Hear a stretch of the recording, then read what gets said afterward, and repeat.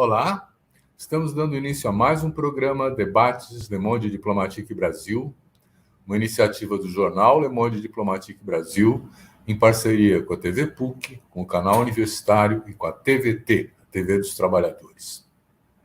Hoje nós vamos tratar da reforma tributária. É um tema que está sendo muito objeto de discussão. Em geral, quem faz as manifestações sobre a reforma tributária são os setores financeiros, os empresários, mas nós também precisamos ouvir outras vozes, uma vez que a questão tributária é muito central. A questão tributária, ela define o processo de produção da desigualdade no Brasil.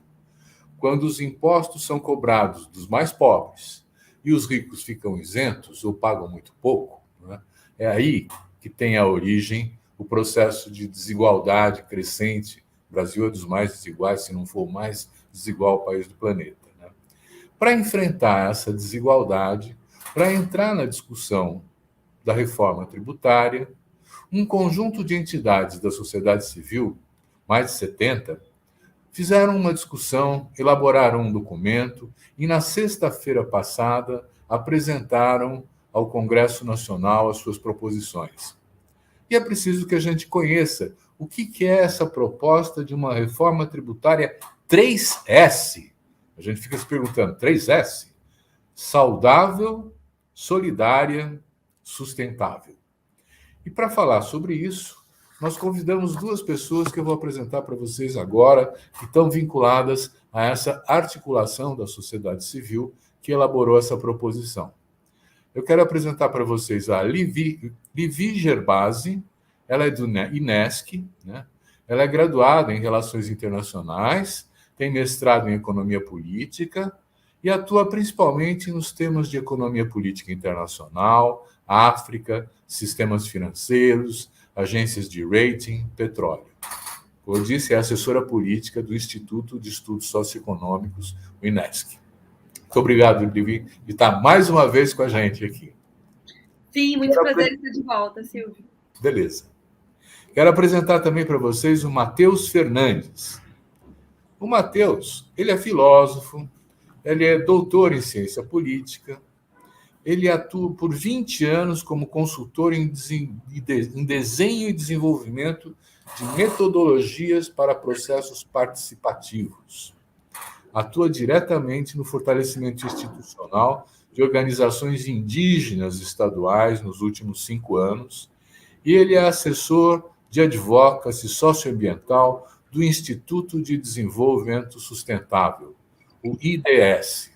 Muito obrigado, Matheus, por estar aqui com a gente também. Bom dia, Silvio. Obrigado pelo convite.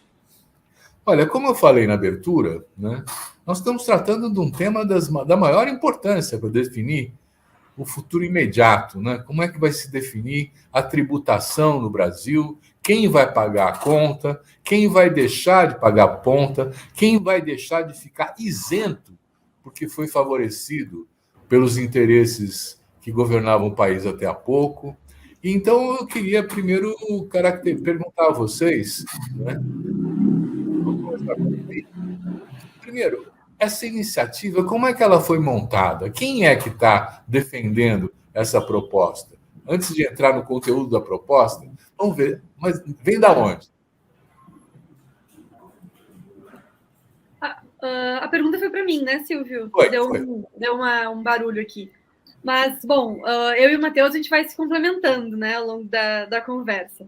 Mas, bom, a Reforma 3S é um conjunto de 73 organizações, e só sobe, que realmente, porque as organizações da sociedade civil brasileira são temáticas, né? Então, tem uma galera que discute mais saúde, uma galera do meio ambiente, né? No INESC a gente trabalha com justiça fiscal. Então, a gente uniu esse conjunto de organizações da sociedade civil para pensar junto qual era a reforma tributária que a gente queria, né? Não ser só pautado pelo que está sendo colocado, mas, de fato, pensar junto qual seria o ideal, né? Para a gente também tanto atacar a questão que é, né, como tu já levantou, que é crucial, central, da desigualdade, como o sistema tributário brasileiro sendo um gerador de desigualdades, e daí vem o Solidária, que também é uma proposta que também já tinha aparecido, né? Isso também, a reforma 3S não é uma coisa de agora, a gente já está lutando por ela há algum tempo, e a gente, na parte do Solidária, né, teve uma grande incentivo,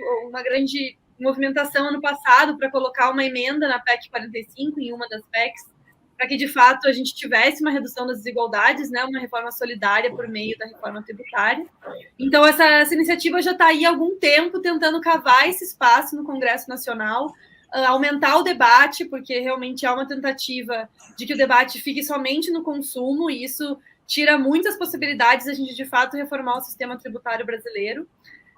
E acho que é isso. E estamos aí, relançamos agora, né, na terça-feira, com um conjunto de organizações, entregamos os principais nomes ali do GT de reforma tributária, o Aguinaldo, o Reginaldo, e aí agora estamos em conversa com parlamentares e também querendo divulgar para a sociedade essa proposta. Muito bom. Então, Matheus, vamos continuar esse papo. O que vocês querem? Vocês fizeram uma análise da atual estrutura tributária para poder pensar propostas? Foi feita alguma análise desse tipo? Sim e não, Silvio. Na verdade, ninguém sabe exatamente como é a estrutura tributária no Brasil hoje, porque a gente tem milhares de leis e regulamentos sendo criados, inclusive, quase diariamente, para poder ordenar esse caos que a gente chama de inferno tributário. As pessoas até ultrapassaram, já não chamam mais nem de caos tributário. Hoje é um inferno tributário, porque, de fato, o Brasil é um dos países que mais consome horas de trabalho, né, de contadores, de pessoas ligadas à tributação, para poder fazer o cálculo, né, de quanto elas devem, né, para o Estado, e para que elas possam efetivamente pagar, né, sem que a justiça acione, né, de volta, dizendo, olha, você esqueceu esse detalhe aqui. Ainda assim, mesmo sendo um dos países no mundo, talvez o penúltimo país no mundo, a gastar mais horas para poder saber quanto deve, o prejuízo que a gente tem com cobranças de tributos que não foram pagos corretamente, ou com ações na justiça que estão, né, exigindo a revisão de determinados tributos, também é imenso. Então, assim, é um inferno para todo mundo, tanto para quem cobra, quanto para quem recebe, né, no caso, a União, os estados e os municípios. Mas, ao mesmo tempo, Silvio, você tinha perguntado, né, por quê, né, por que se preocupar com isso, por que o cidadão comum devia se atentar para esse tema da reforma tributária. E o importante que a gente precisa ter na mente, eu sei que é um número absurdo, a gente não consegue nem imaginar esse número, mas hoje a gente está falando, quando a gente pensa em reforma tributária, da distribuição do orçamento, né, do orçamento do governo federal. Esse orçamento hoje, ele está na casa de 5,3 trilhões, com T de tatu. E a gente tem desse orçamento de 5,3 trilhões, a gente tem 2 trilhões, ou seja, um pouco menos da metade disso, que vai para a dívida pública e vai para pagamento de juros. Mas você ainda tem outros 2 trilhões que ficam para serem distribuídos pelos estados, pelos municípios, né, que chegam nas cidades e que, obviamente, chegam na União para poder pagar o funcionalismo público, pagar as políticas públicas, né, pagar o custo da máquina. Então, o cidadão que quer saber o que está acontecendo com, né, pelo menos esses 2,3 trilhões, devia se atentar, né, para o que a reforma tributária está propondo. E, de fato, a reforma do consumo, a Liv falou muito bem, ela, obviamente, é um pedaço só, né, do que a gente precisa fazer, a gente precisa olhar para a tributação sobre a renda, né, principalmente quando a gente pensa, não é na minha renda, né, do trabalhador que recebe 1, 2, 3 salários mínimos, não, a gente está falando também na renda daqueles que não pagam tributo, por exemplo, sobre os lucros e os dividendos, né? Então, você recebe, para além da sua renda do seu trabalho, você recebe lucros que a sua empresa distribuiu para os acionistas, né? E isso hoje no Brasil, por exemplo, não é tributado. Você precisa pensar em como é que você vai tributar o patrimônio. Então, pessoas que são ricas, que têm mansões, que têm jatos, que têm carros, né? Essas pessoas, elas pagam proporcionalmente muito menos tributo do que o trabalhador que vai lá e consome a sua cesta básica. No entanto, a discussão que a gente tem hoje é do consumo. E aí, Silvio, também é importante a gente prestar atenção, porque é muito fácil a gente olhar para a grama do vizinho, né, e querer taxar só os super ricos e querer olhar para quem tem muita renda. Mas o trabalhador que vai no mercado todos os dias, que compra a cesta básica, ele precisa estar atento fundamentalmente no consumo. Por quê? É no consumo que a gente pode fazer 2 coisas. Primeiro, economizar no dia a dia, né, ou gastar mais por tributos, né? E a segunda coisa que a gente também pode fazer é mudar os hábitos da sociedade, né? Então, uma coisa depende da atitude individual, né? Então, você vai consumir mais ou menos né? E aí você vai pagar mais ou menos tributo, ok? Mas o outro tem a ver com hábito coletivo, tem a ver com uma regra coletiva que é quais são os produtos que a gente vai investir, quais são, né, os bens que a gente vai querer que a sociedade consuma mais e quais são os produtos que a gente vai limitar, né, o apetite de consumo quando a gente aumenta, né, o preço. Então, a gente teve no Brasil, por exemplo, históricos, né, de muito investimento em produção de automóveis. Né? Mas como que se deu isso? Por que as pessoas compravam automóveis? Porque estava barato? Não, porque a gente mexeu no tributo, a gente mexeu no imposto que era cobrado, no IPI, no caso, que era cobrado para a produção de carro. E aí ele fica mais barato. Não é que teve uma mágica e o carro ficou mais barato. E aí você teve um aumento do consumo de carro, de veículo, de pessoas comprando veículo. E a gente tem, por outro lado, uma poluição explodindo, né, nos grandes centros e tráfego, enfim, todos os problemas decorrentes disso. Então, olhar para a reforma tributária é olhar para o modo como a gente convive, né, nesse espaço em que nós somos, além de cidadãos, consumidores. Vamos continuar esse papo, Livi. Me diga uma coisa, vocês conseguem identificar quais são os principais mecanismos que geram a desigualdade? Olha, eu acho o Matheus já deu algumas dicas, né? Mas a questão é essa principal, né? Relação entre regressividade e progressividade do sistema tributário, né? O que é isso? A progressividade tenta pensar quem paga mais é quem tem mais, né? Ou quem recebe mais. Então, renda e patrimônio, né? Então, vai ter a progressividade disso. Enquanto os impostos regressivos são aqueles que não importa quanto tu faz, não importa quanto tu tem, tu sempre vai pagar a mesma coisa. Os impostos sobre consumo são isso, né? Então, é por isso que a gente chama que os impostos sobre consumo são regressivos. Então, eles são por isso, logo, geradores de desigualdade, porque independentemente de quem está pagando, todo mundo vai pagar o mesmo imposto pelo computador ou pelo serviço, pela aula, não sei, né? O mesmo imposto quando tu compra o bem ou o serviço. Então, é por isso que eles são chamados de impostos regressivos, os do consumo. E o da renda e o patrimônio podem ser mais ou menos regressivos de acordo com a estrutura daquele imposto, mas eles têm essa ideia da regressividade neles, né? Da progressividade neles. Então, a gente tem a tabela do imposto de renda que vai aumentando, né? De acordo com a questão. E por que o Brasil vira esse lugar desigual? Porque a gente né, tem muito apego ao imposto sobre consumo, né? Que é o quê? ICMS, né? ISS, esses impostos PiscoFins, esses impostos que eles são meio que a base, né, da tributação brasileira hoje em dia. E isso não precisa ser assim, né? Tanto os países da OCDE quanto a Europa, eles vão tributar menos sobre consumo e daí vão tributar mais sobre renda e patrimônio. Isso é, vão depender mais dos impostos que os ricos estão pagando, os que podem mais, os que têm mais bens, né? Então, a nossa estrutura tributária gera desigualdades, porque a gente tem uma muito forte sobre o consumo, né? Uma estrutura tributária que é muito dependente do consumo e pouco dependente de taxar para renda e patrimônio. E é por isso que a gente tenta defender, né, principalmente no S do Solidária, essa, de fato, uma reforma para mexer na origem da desigualdade do sistema tributário, que é essa distribuição da carga tributária entre consumo e renda e patrimônio, né, entre impostos regressivos e progressivos. E daí, olhando esse específico que o Matheus falou, né, o imposto sobre dividendos, para mim, ele ilustra muito bem o nível da desigualdade que os impostos acontecem no Brasil. Porque os impostos sobre lucros de dividendos é o que, né, as pessoas recebem por terem ações em empresas, né, ou serem sócios de empresas. E daí eles não são taxados em nada em relação a isso.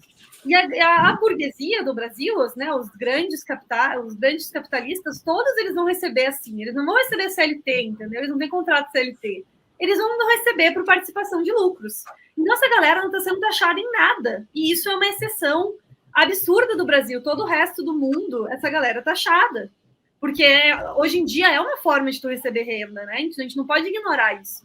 Mas não, por isso o Brasil tem essa exceção que, né, transforma ele meio que num paraíso fiscal para essa galera, porque essa galera realmente não está pagando.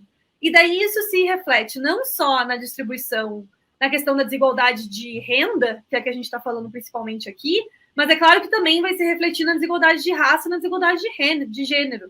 Já existem estudos que mostram que as mulheres pagam mais imposto de renda de pessoa física que os homens. Por quê? Porque os homens brancos são os mais beneficiados do imposto da isenção de imposto de dividendos.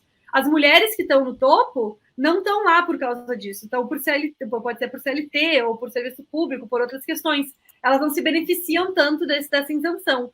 A população negra é a mesma coisa. Saiu recentemente um estudo do MAD, lá da USP, que mostra que é isso. Os 10% mais ricos, eles não são donos de capital. Então, eles não vão ter essa grande isenção fiscal. Isso é uma coisa que daria para mudar rapidamente, não precisa nem de Constituição, de mudar a Constituição para instituir o imposto de lucros e dividendos no Brasil. E não poderia ser muito mais simples do que essa reforma do consumo e traria uma arrecadação enorme para o governo. Então, aí algumas dessas propostas que a gente está tentando trazer para o Congresso Nacional. Bom, então vamos entrar nas propostas, né? Vocês estão falando de uma reforma tributária saudável, solidária e sustentável. Vocês podem detalhar do que está se tratando? Matheus, pode ser? Pode sim, Silvio. Inclusive, eu ia já pedir a fala aqui para poder justamente complementar a Liv nesse aspecto. Você tinha, logo no início, falado sobre o 3S, e de fato é um nome que a gente colocou provocador, né, para a gente, enfim, fazer um paralelo aí com o 3D, né, com a gente pensar uma reforma que seja de fato tridimensional. E eu acho que o que a Liv insiste, né, na fala dele lembrar para a gente é que a reforma ela continua ainda muito unidimensional, né, ela continua tratando de um dos aspectos, né, da tributação, que é do consumo. Claro que dá para a gente, né, justificar, e o governo está justificando nesse sentido, que quando eu começo pelo consumo, eu começo pela fatia mais complicada, né? Então a gente tem aí 5 tributos diferentes, né? A Liv já mencionou alguns, ICMS, ISS, PIS/COFINS, IPI. Então você tem esses tributos que são realmente o inferno tributário, né, para todo mundo, e você tem a maior parte da arrecadação, né, vindo desses tributos. Porque, de fato, como a Liv explicou, né, todo mundo consome, né? Todo mundo tem que comprar alguma coisa em algum momento, né? Então, a arrecadação vem muito desses tributos, da reforma, né, da parte do consumo, e, ao mesmo tempo, o caos está nesse lugar. Então, vamos começar dali? Ok, a sociedade civil topou, né, precisamos começar por algum lugar. No entanto, se a gente vai falar, né, sobre o ambiente tributário do Brasil, se a gente vai falar sobre a arrecadação, se a gente vai querer pontuar como é que a gente, como você explicou no início, né, reequilibra a balança de quem paga mais e de quem paga menos, é impossível. Não dá, e a gente precisa ser muito claro quando a gente menciona isso, não dá para a gente falar só sobre o consumo, né? Porque a gente tem outras discrepâncias nessa tributação que são tão ou mais absurdas, né, do que o inferno tributário. Então, alguém que está na base, né, da pirâmide de cobrança de impostos pode dizer, olha, se vocês, empresas, vivem um inferno de serem taxadas e de, né, gastar muitas horas para poder cobrar o tributo, eu vivo um inferno de ter que pagar muito imposto todos os dias. Impostos, inclusive, que eu não posso escolher pagar ou não. Porque quando eu compro a passagem de ônibus, tem um imposto. Quando eu compro o arroz, tem um imposto, né? Então, também, né, o inferno depende, né, de onde você está localizado. Então, você estava me perguntando, então, de onde é que vem, né, essa questão da desigualdade? Ali me chamou a atenção já para um lado, né, da desigualdade, como a gente está querendo evidenciar. A gente está falando sobre uma reforma 3S, ou seja, uma reforma que seja tridimensional, né? Também na parte da desigualdade tem 3 dimensões muito explícitas aí, né? Você tem essa dimensão da desigualdade que ela é ligada a quanto dinheiro você tem, né? Mas também, e aí, claro, a parte da solidariedade, né, da justiça social, ela vem para tentar preencher lacunas nessa geração de desigualdade social, né, que tem a ver com a desigualdade econômica, né? Mas tem outros 2 tipos de desigualdade que também são e a gente viveu isso agora, nos últimos 2 anos, que é a desigualdade de acesso a uma boa vida. A saúde, né? Quando a gente fala de boa vida, um dos aspectos da boa vida, é claro que é a saúde. Aliás, é muito comum, né, as pessoas, né, desejarem, olha, eu desejo que você seja muito feliz, que você tenha saúde, né? Por quê? Porque a gente sabe que saúde é o aspecto talvez mais fundamental para você ter uma boa vida, às vezes mais do que o dinheiro, né? Em algumas circunstâncias, o dinheiro não compra a sua saúde, né? Então, a gente precisa, quando a gente olha para a dimensão da geração de desigualdade, a gente precisa lembrar quem é que tem acesso à saúde de qualidade, né, no Brasil. E aí, quando a gente fala de acesso à saúde, a gente também precisa se lembrar, Silvio, que toda a parte que gera, né, questões insalubres, situações insalubres, precisam estar consideradas quando a gente fala, por exemplo, de consumo, né? Então, olhar para o consumo é olhar para o que a gente consome, né? Quem mora num bairro nobre, que tem a sua feirinha de orgânicos na porta de casa, que manda a sua empregada ir lá comprar os alimentos, né, e manda cozinhar e tal, essa pessoa tem acesso a um consumo saudável que outras pessoas que estão numa periferia, andando 4 horas de ônibus, comprando um salgadinho no intervalo entre um bico e outro, não conseguem ter acesso. A gente não está falando só de SUS, embora o SUS seja importante, mas a gente está falando sobre as condições para ter acesso a bens de consumo, a produtos, a serviços que sejam saudáveis, né? Aquela socialite que tem acesso a uma massagem, né, que tem acesso a uma academia, tem acesso a bens de consumo de saúde, serviços de saúde que o trabalhador às vezes não tem. Então a gente precisa investir, né, em acesso à saúde. E aí a última coisa, só para finalizar, a terceira dimensão, que a gente tem falado hoje em dia muito da sustentabilidade, mas a sustentabilidade é o aspecto positivo. Mas você estava perguntando para a gente sobre a desigualdade, né? A sustentabilidade seria a igualdade, né? Todo mundo com a possibilidade de se sustentar ao longo do tempo, né? Tanto do ponto de vista econômico, quanto do ponto de vista social, quanto do ponto de vista ambiental. Isso é a sustentabilidade. Mas onde é que é a geração da desigualdade? Eu trago um exemplo claro para você que você vai ver que ele é quase autoevidente. Se você circula num bairro nobre, você vê que tem casas baixas e árvores, né? Aquele bairro arborizado, aquele bairro verde, né? Você vai numa periferia, você não vê isso. E as pessoas, né, com aquele preconceito contra pobre, dizem, porque o bairro da periferia não tem árvore, porque o pobre não liga para isso, porque o pobre não quer isso, porque o pobre não pinta a casa. Não. É que não dá para ter a arborização, porque a arborização, uma das questões em muitas cidades, é pública. Tá. Não é o cara ir lá e plantar a sua árvore. A arborização é um serviço público. Esse serviço público ele tem um custo. Esse custo vem da cobrança de impostos. Então, a questão do racismo ambiental é um outro gerador de desigualdade. Matheus, deixa eu entrar aí pelo seguinte. Você está apresentando o que seria uma sociedade melhor, com mais arborização, com isso, com aquilo, né? Eu queria focar mesmo na questão dos tributos. Nós estamos falando de uma reforma. Vocês estão propondo mudanças.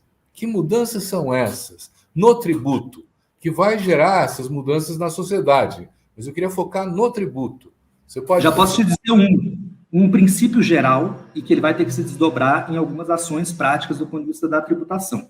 Tá. Quando a Livi fala, por exemplo, do princípio geral, que na parte da justiça social, né, no S de solidário, você tem quem ganha mais, né, paga mais tributo. Então, se eu recebo, né, muito recurso, eu preciso pagar mais tributo, né? E quem ganha pouco devia pagar menos tributo. Ok, se a gente tem acordo sobre isso, então eu proponho um outro, cuja lógica é igual. Quem polui mais precisa pagar mais.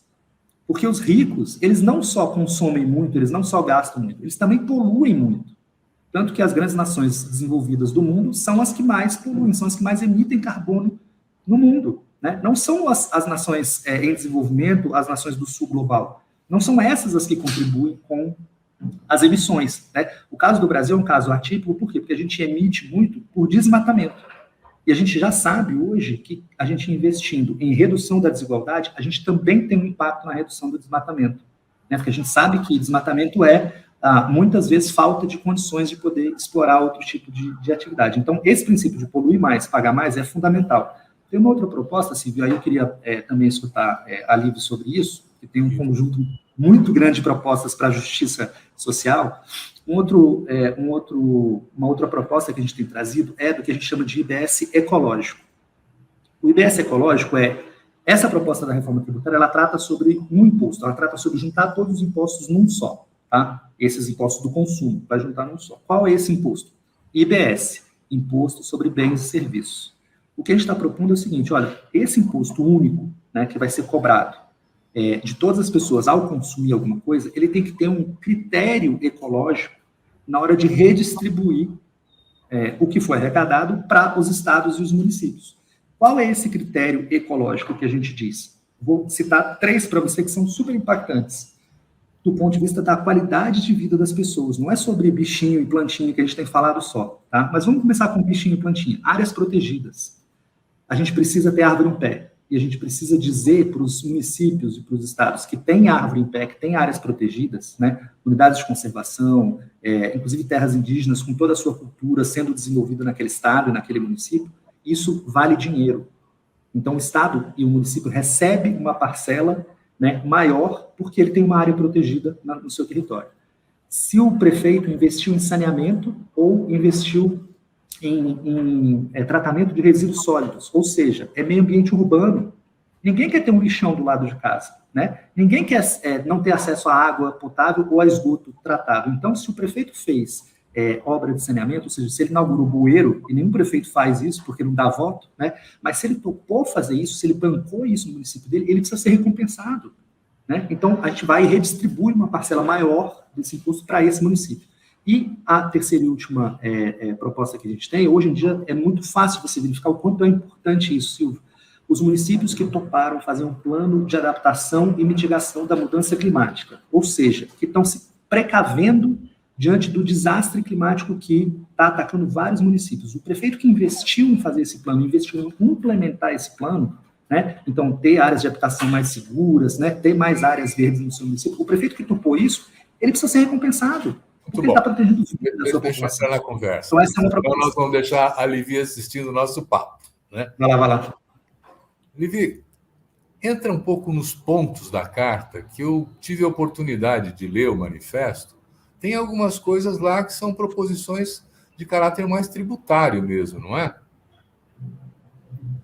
Sim. Eu acho essa ideia do IBS ecológico que o Matheus trouxe é muito legal, porque a gente já tem o ICMS ecológico com uma experiência em estados e municípios, e de fato funciona, traz resultados. Essa ideia, né, é uma ideia tributária de redirecionar a tributação do IBS, né, não tudo, claro, é uma parte sempre, né, mas de acordo com os critérios ambientais. Mas vamos ver outras propostas, então, nessa área da área tributária. Para o Solidária, para o S do Solidária, tem esse princípio, né, que, como eu falei, o Matheus falou bem, né, de redistribuir consumo e renda e riqueza, mas tem as coisas mais específicas, né? Então, o fim da isenção de tributos de lucros e dividendos, que a gente já conversou aqui, a regulamentação do imposto sobre fortunas, que é uma coisa que a gente está também há tempo, né? Na Constituição já coloca que a gente tinha que ter esse imposto há muito tempo, mas nunca foi regulamentado. E aí, grandes fortunas, a gente está falando grande mesmo, tá? Provavelmente a maioria das pessoas que estão assistindo não vai entrar nessa categoria. Também existem os nossos impostos sobre renda e patrimônio, são um pouco progressivos, principalmente os de patrimônio. Então, para melhorar a progressividade do imposto sobre herança, nosso imposto sobre herança é ridículo no Brasil comparado com principalmente os países desenvolvidos. A galera fica com a maior parte do dinheiro, né, na herança, e daí isso é muito gerador de desigualdade também, né? Porque daí vai passando essa renda e vai só se acumulando. Aumentar a progressividade do ITR também, né, que é o territorial rural, principalmente botando uma função, colocando a função social também da terra como uma questão tributária também, e melhorar a progressividade do IPVA, né? A gente tem, por exemplo, lanchas, grandes iates, essas grandes embarcações, elas não pagam hoje imposto, né? Então, a gente quer que elas comecem a pagar imposto também, então tem que melhorar essa progressividade. No parte do saudável, né? Acho que o sustentável, o IBS ecológico, o Matheus falou bem. Na parte do saudável, a proposta é a gente ter um imposto seletivo, que pode ser tanto para a questão de sustentabilidade, mas aqui eu vou falar da questão de saúde. O que seria isso, né? Como o Matheus explicou super bem, é isso. Os impostos, eles têm tanto esse papel de arrecadação, mas eles também têm esse papel de orientar consumos e expectativas, né? Porque é isso, se tu aumenta o imposto, tu aumenta o preço. O imposto seletivo seria para desincentivar as pessoas o consumo de alimentos que elas estariam, né, teria grandes danos para a saúde, como ultraprocessados, álcool, tabaco e agrotóxicos. E também pensar, porque muito desses...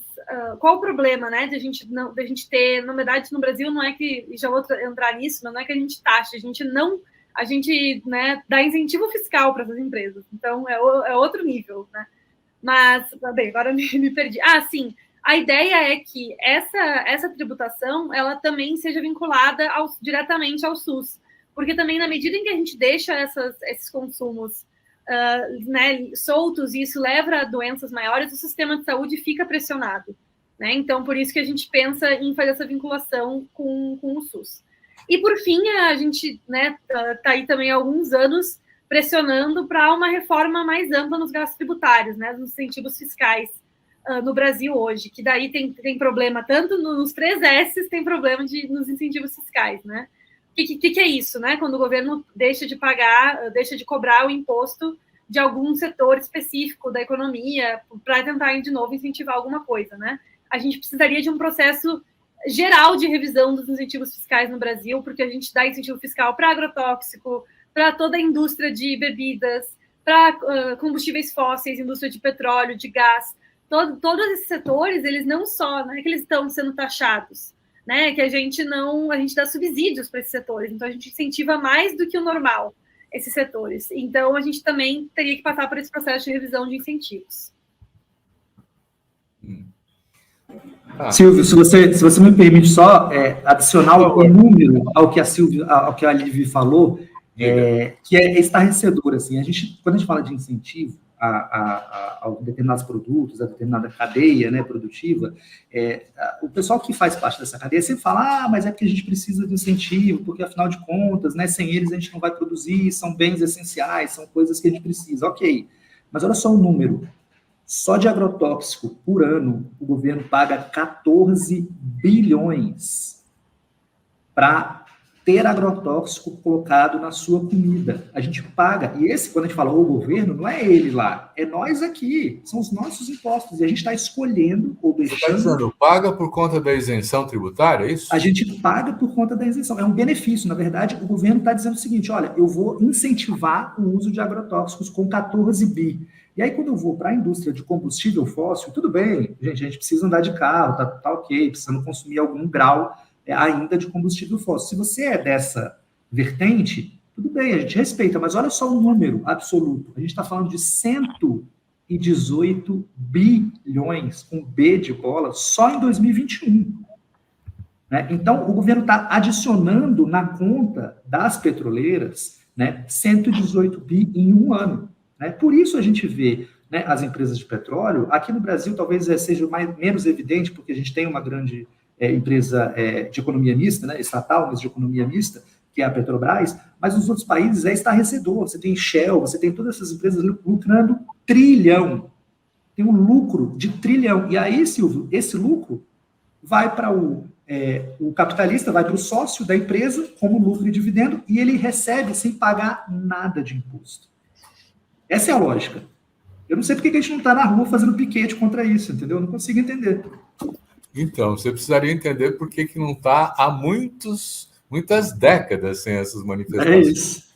Porque, na verdade, essa política tributária, ela vem de muito tempo atrás e ela é o controle, o poder, vamos dizer assim, desse grande capital para controlar o Congresso, para controlar a justiça, enfim, né? Então, a minha pergunta é, vocês estão pensando em mobilizar uma campanha em relação a essa proposta dos 3 S's? O que é que essa coalizão quer fazer daqui para frente? Livi? Bom, essa é uma boa pergunta. Está aí nosso manifesto, né? Lançamos na última terça-feira. E sim, a gente vai continuar batalhando, né? A questão é que o cenário no Congresso Nacional ele é difícil mesmo, né? E também já botando essas perspectivas, né? É isso, o governo tentou fazer essa reforma fatiada, né? O que é isso, talvez seja o que é necessário, porque o nosso sistema tributário é muito difícil, né? Então, e realmente a questão do consumo. Né, talvez tenha que ser primeiro mesmo, é o mais complicado, assim, não é que a gente está indo totalmente contra o que está acontecendo, mas a gente também fica preocupado, porque isso, a gente está há muitos anos tentando passar uma reforma tributária no Brasil. Essa discussão não é de agora, não é uma discussão que vai ser resolvida em 2, 3 meses, né? Mas é um pouco o que o governo está querendo, ele está querendo já mostrar resultado e mostrar que tem uma reforma. E daí a gente até agora nem conhece o texto, né? O texto que vai ser de fato discutido. Eles estão aí nos GTs, e daí estão ouvindo certos setores da sociedade. Então, uma coisa que a gente já faz e vai continuar fazendo é continuar pressionando para entrar nesse espaço, né, do GT no Congresso Nacional, tentando audiências públicas, tentando que não seja só representantes da indústria e do agronegócio lá dentro, então tentar trazer outras perspectivas, tentar trazer movimentos para dentro daquele lugar, ainda que seja de fato muito difícil. e pressionar que não seja uma reforma tributária só, e é isso, que se acabe nessa aprovação dessa nova PEC 45, misturada com a 110, misturada com o governo, vamos ver o que vem, né? Mas a gente vai continuar nessa luta e nessa pressão do Congresso Nacional e também aumentar a nossa mobilização, né? Com redes, com jornais, com... A gente, né, já convidamos a todos aqui, né? A gente aceita assinaturas no nosso manifesto pela reforma tributária 3S, no pelacidadania.org.br, @reforma-tributária-3S, ou só joga reforma tributária 3S no Google, que também dá certo. Tanto organizações quanto pessoas podem assinar o nosso manifesto, nos ajudar a espalhar por aí. E é isso. Acho que... Não sei, Matheus, quer me complementar? Eu acho que, Silvio, eu queria aproveitar a tua audiência aqui. Deixa eu só colocar uma questão que depois quem sabe você incorpora isso também. Né? Eu estou achando que tem dois grandes eixos essa proposta de reforma que está aparecendo no Congresso e que vocês enfatizaram. Né? Quer dizer, a primeira é simplificação de tributos, porque, de fato, tem um emaranhado aí que foi sendo construído que torna muito difícil para o próprio empresário acompanhar e fazer tudo direitinho, né? Então, esse aspecto é um aspecto que há uma concordância universal. Ninguém vai querer ir contra uma simplificação dos pagamentos dos tributos que vai facilitar a vida de cada um, né? Quer dizer, isso. A outra questão é aquela frase que o Lula falou na sua campanha: nós temos que botar o pobre no orçamento e o rico no imposto de renda, né? Mas essa é uma proposição que incomoda, né? Então, o que vocês estão avaliando? Como é que essa reforma tributária vai rolar no Congresso? Vocês estão achando que há alguma possibilidade mesmo de mudar o perfil da tributação? Matheus. Silvio, eu acho curioso que o Lula, enfim, acho que a tua audiência aqui, nós que estamos aqui, somos admiradores, enfim, é um personagem político dos mais importantes que a gente tem aí nesse século, obviamente. Mas, até por conta disso, né, ele é muito sagaz nas frases dele que ele usa. Né? Tem uma força aí nessa frase que é o seguinte: vamos colocar o pobre no orçamento, né, significa, olha, eu preciso pensar na justiça social, né, que é o que a Liv está o tempo todo insistentemente dizendo. A gente não pode esquecer da desigualdade, né, da regressividade, a gente não pode deixar isso para depois. Né? E aí o Lula também fala, temos que botar, então, o pobre no orçamento e o rico no imposto de renda, que é justamente a reforma que a gente está dizendo que talvez seja a próxima etapa, né, sobre a renda, né, revisando aí a tabela de imposto de renda, que não precisa de PEC. Né? É uma reforma relativamente mais simples, né, embora gere muito embate. Mas olha o que o Lula deixa de dizer, né? E esses personagens, eles às vezes dizem mais na entrelinha, né, do que na frase que ele disse. Ele não falou sobre o consumo, né? Então, quer dizer, ninguém está falando sobre o consumo, mas o consumo é a reforma que a gente está propondo agora. Então, eu queria saber qual que é a proposta do Lula, né, para a reforma do consumo, porque, ao mesmo tempo, não é tanto botar o pobre no orçamento e não é tanto botar o rico no imposto de renda. Então, o que a gente está falando agora, nesse momento, é jogando luz, né, para o que está na pauta de discussão, sem que a gente esqueça que essa discussão ela precisa ser tridimensional. Ela pode ser faseada, mas ela não pode trair as promessas de campanha do governo que foi eleito com 60 milhões de votos. Né? E é isso que a gente tem ainda, né, convidado que a esquerda, o governo, o próprio PT, não deixe de lado, não abandone. Né? E aí eu queria aproveitar a tua audiência aqui, que eu sei que é poderosa nesse sentido, para convidar os partidários do governo, enfim, a ala do PT que está lá. A gente tem o Reginaldo Lopes, que é o presidente, né, desse grupo de trabalho, coordenador, na verdade, né, desse grupo de trabalho, é do PT de Minas Gerais, um político já experiente, um político que, enfim, foi colocado ali na coordenação para justamente fazer, né, essa composição, para que eles olhem, né, para a tridimensionalidade da questão. A gente não tem, Silvio, uma mulher, a gente não tinha uma mulher no grupo de 12 parlamentares. A Tabata Amaral, do PSB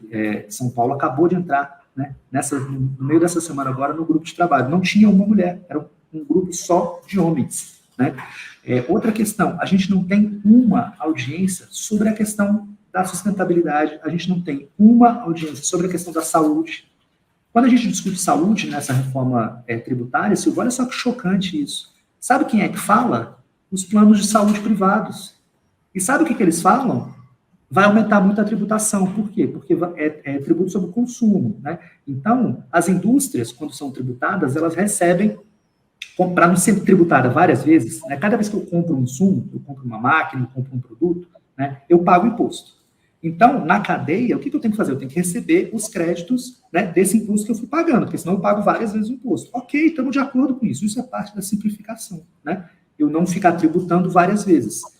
Mas um serviço, uma pessoa que presta um serviço, ele não tem insumo, ele não compra coisas, né? Ele não compra máquinas, né? Então, o plano de saúde, a escola privada, ela não vai conseguir ter crédito. Então, ela vai pagar a alíquota cheia, de uma vez, pá, 25%. Aí o plano de saúde vai e fala, olha, eu vou deixar morrer velhinho na fila. É isso, essa é a ameaça. E o SUS não está na mesa de debate. As organizações que trabalham com saúde, com imposto seletivo, com tabaco, né, com controle do tabaco, com controle do álcool, que é um mal social, é uma chaga da sociedade isso, não estão na mesa de debate. Né? Você sabe que eu tenho uma dificuldade de estabelecer essas conexões que você está fazendo? Porque eu acho que o SUS, por exemplo, na sua dinâmica, ele depende de muitas outras coisas também, né? Quer dizer, e o fato de você ter uma tributação mais justa, eu acho que ajuda a funcionar o governo como um todo, né? E eu fico com dificuldade de botar caixinhas, sabe? Quer dizer, o tributo tal vai para tal lugar, porque, no fundo, a gestão tem que ser integrada.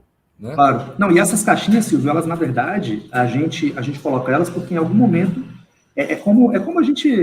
Eu não gosto muito dessa analogia de orçamento com a nossa casa, porque não é real, tá? Isso é uma falácia. Mas, para facilitar, talvez, o entendimento, e é isso que, às vezes, o Lula faz e ele se dá bem com isso, vamos pensar em casa. Olha, eu tenho várias pessoas morando na mesma casa.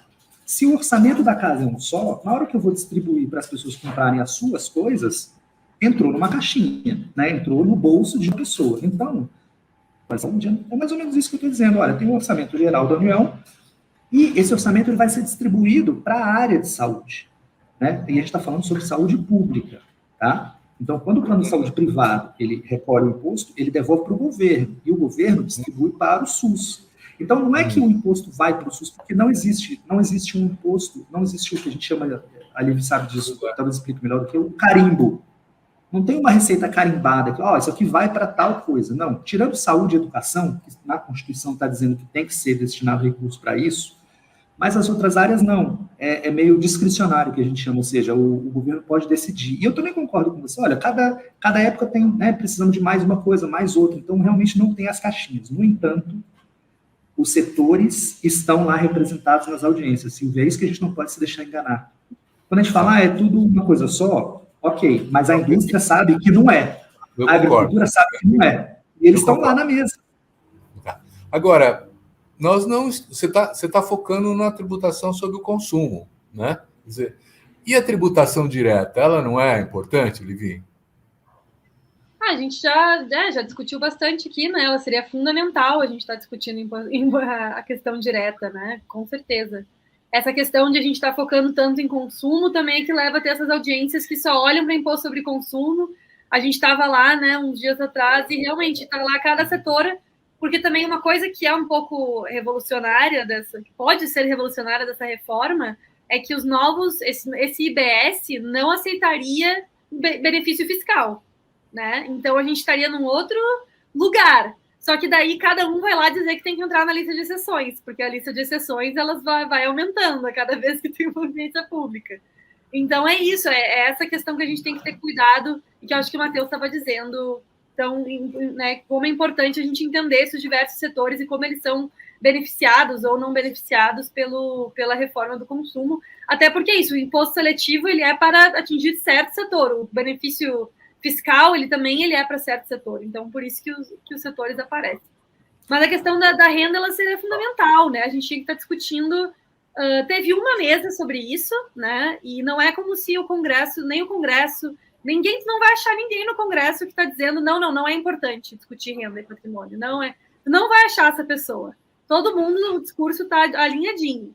E até quando a gente fez a entrega do manifesto, foi isso que a gente ouviu. Não, a gente não está esquecendo a questão da sustentabilidade, a gente não está esquecendo a questão da renda. Isso só vai ficar para um outro momento. E a gente é um pouco cético em relação a isso, porque estamos há muitos anos aí batalhando por uma reforma tributária e não vendo essa questão andando, e sempre vendo a priorização do consumo. Porque é isso, assim, com a priorização com a passa o consumo, as empresas demitem metade do seu time de tributaristas, né? Então, vai ser de fato muito bom para muita gente, né? Também a gente não quer diminuir isso. O que a gente quer dizer é isso, vamos discutir o pedaço inteiro do negócio, né? A casa inteira, né? O consumo é bom para as empresas e por isso a coisa anda, porque todos os empresários estão lá batendo na porta do Congresso. O consumo sobre a renda, Silvio, eu quero saber o seguinte, quem é que vai bater na porta do Congresso para ser mais tributado?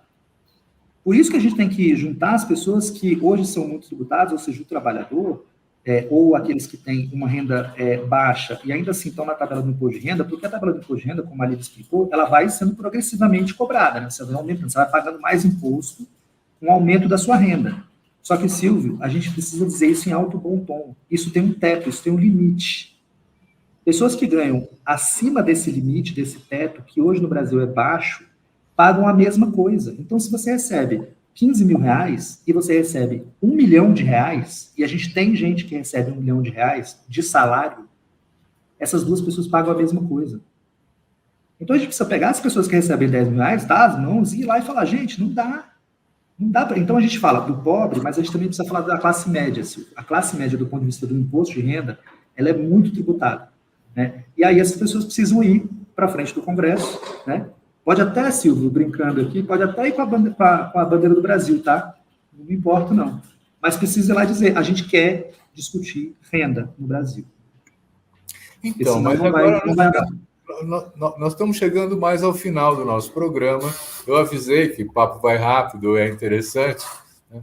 Mas eu acho que a gente precisava fazer uma avaliação política antes de terminar, de quais são as chances de essa reforma tributária ser, de fato, beneficiar a inversão da pirâmide, né? Quer dizer, que não beneficie apenas os ricos, mas que possa também atingir a base social da pirâmide, os mais pobres, a maioria da população brasileira, esses 125 milhões de brasileiros que estão em segurança alimentar, enfim. Quer dizer, como é que vocês avaliam o andamento dessa reforma no Congresso? É aí que vai se decidir, né?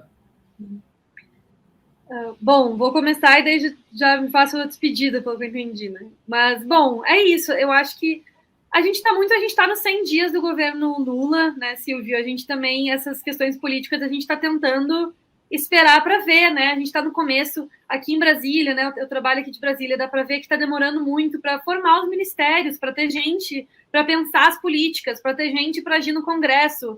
É um governo que ainda está sendo formado, então a gente está com essa paciência e tentando não fazer grandes análises políticas, vai, não vai, porque é isso, a gente ainda precisa entender qual vai ser a força que o Lula vai ter no governo, no Congresso, principalmente, né? Porque é isso, essa é uma reforma que vai ser discutida no Congresso, já está sendo discutida no Congresso, a âncora fiscal que vai ser hoje também vai ser no Congresso, e a gente sabe que, né, diferentemente do que aconteceu no Executivo, o Legislativo continua muito parecido com a gestão anterior, não teve uma grande mudança.